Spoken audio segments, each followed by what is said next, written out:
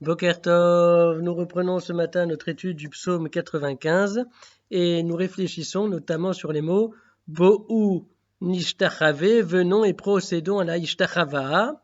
Nous avons déjà expliqué que la ishtachava, c'est une expression corporelle qui se définit comme étant pishut yadayim vraglayim, c'est le fait de plaquer son corps contre le sol en étendant ses bras et ses pieds. Et cette notion de ishtachava, on va la retrouver dans les chapitres qui composent la Kabbalah de Shabbat, puisque dans le psaume 96, ainsi que dans le psaume 29, qui précède la récitation de l'Echadodi, on dit ces mots Ishtachavu l'Hashem, procédez à la Ishtachava pour Hachem.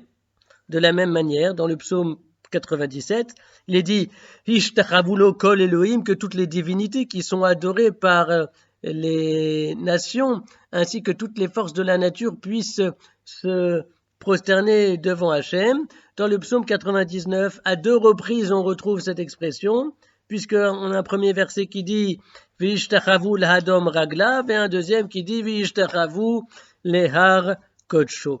Et visiblement, cette notion de pishut yadayim raglaim, le fait de se plaquer contre le sol en étendant ses bras et ses pieds, c'est là quelque chose qui est en rapport avec la Kabbalah de Shabbat, avec le fait d'accueillir dans son intériorité la Kedusha du Shabbat.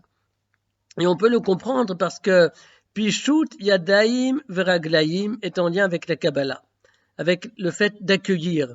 En effet, il y a une expression que l'on trouve dans notre liturgie où l'on s'adresse à Dieu et on lui dit Yamincha Peshuta lekabel shavim.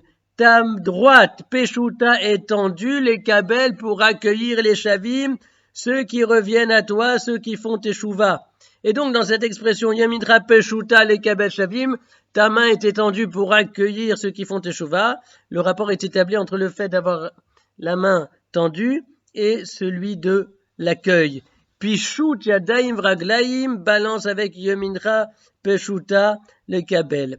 Et donc, à défaut de réaliser ce geste pratiquement parlant, il est accompli dans l'esprit, il est réalisé dans le cœur, c'est-à-dire que l'être s'étend de tout son corps pour ne rien manquer de la révélation divine induite par l'arrivée du Shabbat.